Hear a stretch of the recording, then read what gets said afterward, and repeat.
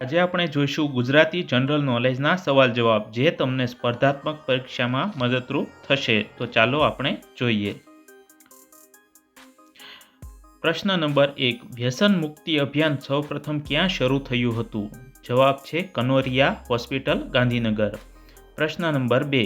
નવરાત્રી દરમિયાન નોમના દિવસે પલ્લીનો ઉત્સવ કયા ઉજવવામાં આવે છે? જવાબ છે રૂપાલ. પ્રશ્ન number 3. Gujarat chess open state ચેમ્પિયનશિપમાં બધી જ કેટેગરી અને બધી જ ગેમ્સ જીતનાર એકમાત્ર ખેલાડી કોણ છે? જવાબ વલય પરીખ. પ્રશ્ન નંબર 4. ગુજરાતી સાહિત્યમાં આદિ વિવેચક તરીકે કોને નામના મેળવી હતી? જવાબ છે નવલરામ. પ્રશ્ન નંબર 5. સુપ્રસિદ્ધ મધ્યયુગીન કવિ ભાલણે મહાકવિ બાણભટ્ટ રચિત કયા સંસ્કૃત ગ્રંથનું ગદ્ય રૂપાંતર કર્યું હતું? જવાબ કાદંબરી. પ્રશ્ન નંબર 6. અંબાજી તીર્થ કઈ પર્વતમાળામાં આવેલું છે? જવાબ અરવલ્લી પર્વતમાળા. પ્રશ્ન નંબર 7. ગુજરાતનું કયું સ્થળ ડીઝલ મોટર્સના ઉત્પાદનમાં દેશભરમાં પ્રથમ સ્થાને આવે છે? જવાબ રાજકોટ શહેર. પ્રશ્ન નંબર 8. ગુજરાતનું થર્મલ પાવર સ્ટેશન ક્યાં આવેલું છે? જવાબ ઉકાઈ. પ્રશ્ન નંબર 9. એશિયાની સૌથી મોટી હોસ્પિટલ કઈ છે? જવાબ સિવિલ હોસ્પિટલ, અમદાવાદ. પ્રશ્ન નંબર 10. ગુજરાત રાજ્યનો કયો પ્રદેશ ગુજરાતના બગીચા તરીકે ઓળખાય છે? જવાબ મધ્ય ગુજરાત. પ્રશ્ન નંબર 11. ગાંધીજીએ આઝાદીની ચળવળ માટે સૌપ્રથમ કયા આશ્રમની સ્થાપના કરી હતી? જવાબ કોચરબ આશ્રમ.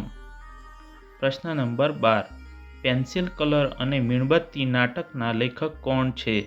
જવાબ આદિલ મંસૂરી. પ્રશ્ન નંબર 13. વડનગરનું કીર્તિ તોરણ બીજા કયા નામે ઓળખાય છે? જવાબ નરસિંહ મહેતાનો ચોરો. પ્રશ્ન નંબર 14. તરણેતરનો મેળો મહાભારતના કયા પ્રસંગ સાથે સંકળાયેલો છે? જવાબ દ્રૌપદી સ્વયંવર. પ્રશ્ન નંબર 15. ગુજરાતમાં સૌ પ્રથમ કઈ કોલેજ શરૂ થઈ હતી? ગુજરાત કોલેજ, અમદાવાદ, ઈસવીસન 1887માં. પ્રશ્ન નંબર 16. ગાંધીજી કોને ચરોતરનું મોતી કહેતા? જવાબ મોતીભાઈ અમીનને. પ્રશ્ન નંબર 17. જાણીતા નાટ્યકાર જયશંકર સુંદરીનું મૂળ નામ શું હતું? જવાબ જયશંકર ભોજક. પ્રશ્ન નંબર 18. ગુજરાતમાં કયું લોકનૃત્ય કરતી વખતે લાકડીને ધરતી પર પછાડવામાં આવે છે? જવાબ છે ટિપ્પણી. પ્રશ્ન નંબર 19. સાપુતારા કઈ પર્વતમાળામાં આવેલું છે? સહ્યાદ્રી. પ્રશ્ન નંબર 20. ગુજરાતમાં ઉછેરવામાં આવતી જાતવાન જાફરાબાદી જાત કયા પશુની છે? જવાબ છે ભેંસ. પ્રશ્ન નંબર 21. કનૈયાલાલ મુનશીની રૂઢિભંજક વિચારધારા કયા સામાજિક નાટકને પ્રગટે છે? કાકાની શશી. પ્રશ્ન નંબર 22. કચ્છની ઉત્તર સીમાએ મોટો રણનો વિસ્તાર ચોમાચાને અંતે કયા નગરની રચના કરે છે? સુરખાબ નગર. પ્રશ્ન નંબર 23. જૂનાગઢમાં આવેલું કયું સ્થળ પ્રાચીન બૌદ્ધ ગુફાઓ માટે પ્રસિદ્ધ છે? ઉપરકોટ. પ્રશ્ન નંબર 24. સ્નેહ રશ્મિનું મૂળ નામ શું હતું? જીણાભાઈ દેસાઈ. પ્રશ્ન નંબર 25. અંગ્રેજ સમયમાં સરકારી કેળવણીનો બહિષ્કાર કરવા માટે કઈ સંસ્થા સ્થાપવામાં આવી હતી? જવાબ છે ગુજરાત વિદ્યાપીઠ. પ્રશ્ન નંબર 26. સવારથી લઈને રાત સુધી આકાશમાં ઊંચે ઉડીને ગાતા ભરત અથવા જગ અગન પક્ષી કયા અંગ્રેજી નામથી ઓળખાય છે? સ્કાયલાર્ક. પ્રશ્ન નંબર 27. ભાષા, સાહિત્ય, ઇતિહાસ, કલા અને સંસ્કૃતિના ક્ષેત્રે પ્રદાન બદલ ગુજરાત સરકાર તરફથી કયો પુરસ્કાર આપવામાં આવે છે? જવાબ રણજીતરામ સુવર્ણ ચંદ્રક. પ્રશ્ન નંબર 28. ગુજરાતમાં લાકડામાંથી વિસ્કોસ ફિલામેન્ટ યાર્ન બનાવવાનું કારખાનું સુરત નજીક ક્યાં આવેલું છે? જવાબ છે ઉધના. પ્રશ્ન નંબર 29. ઝવેરચંદ મેઘાણીના લોકગીતોને સ્વરબદ્ધ કરનાર ગાયકનું નામ જણાવો. જવાબ હેમુ ગઢવી. પ્રશ્ન નંબર 30. ભૂકંપની આગોતરી જાણકારી આપનાર પ્રયોગશાળા ગુજરાતમાં ક્યાં છે? જવાબ ભુજ. પ્રશ્ન નંબર 31. જૂનાગઢમાં ઉપરકોટમાં કઈ વાવ જોવાલાયક છે? અડીકડીની વાવ. પ્રશ્ન નંબર 32. આશાપુરા માતાનો મઢ ક્યાં આવેલો છે? જવાબ કચ્છ.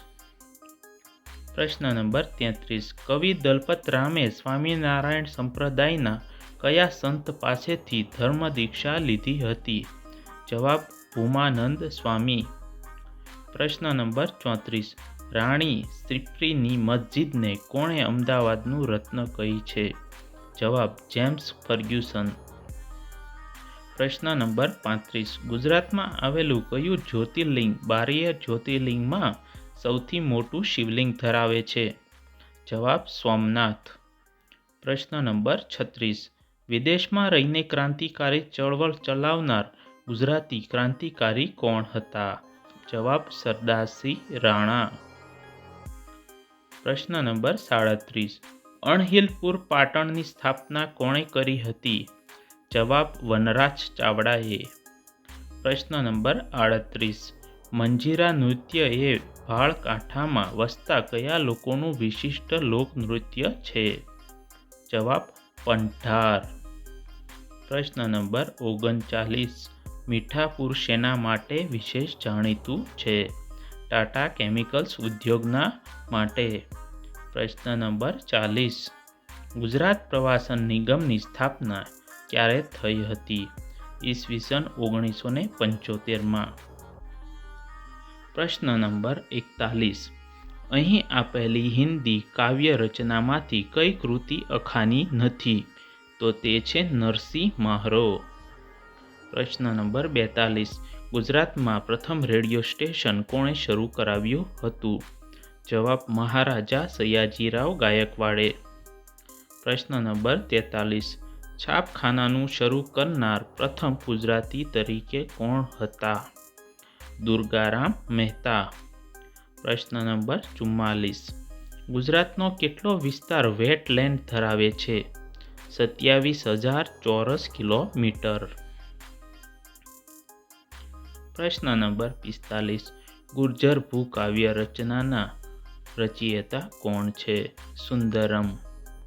પ્રશ્ન નંબર 46. સ્વતંત્ર ગુજરાત રાજ્ય મેળવવા માટે થયેલી મહાગુજરાતની ચળવળનો સમય જણાવો. 1956થી લઈને 1960 સુધીની વચ્ચેનો. પ્રશ્ન નંબર 47. રમણલાલ વી દેસાઈનો જન્મ ક્યાં થયો હતો? જવાબ શિનોરમાં. પ્રશ્ન નંબર 48. ગુજરાતી ભાષા સાહિત્યના અધ્યયન સંશોધન માટે કઈ સંસ્થાની સ્થાપના થઈ હતી? Social and literary association. પ્રશ્ન નંબર 49. ચોટીલાના ડુંગર ઉપર કયા માતાજીનું મંદિર આવેલું છે? જવાબ ચામુંડા માતા. પ્રશ્ન નંબર 50. ગુજરાત સરકાર દ્વારા પારિતોષિક પ્રાપ્ત વ્યક્તિ ઘડતર પુસ્તકના લેખક કોણ છે? Father Valles. તો મિત્રો, અહીં જે કંઈ મેં 50 પ્રશ્ન આપ્યા છે તે તમે કોઈ પણ કોમ્પિટિટિવ એક્ઝામમાં જશો તો તમને ત્યાં મદદરૂપ થશે. અને જો તમે આ વિડીયો પૂરો જોયો હોય તો તે બદલ ધન્યવાદ. વિડીયોને લાઇક, શેર અને સબસ્ક્રાઈબ કરજો ચેનલને. અને આ વિડીયો તમારા મિત્રોને પણ જરૂરથી શેર કરજો જેથી તેમને પણ આ માહિતી મળી રહે.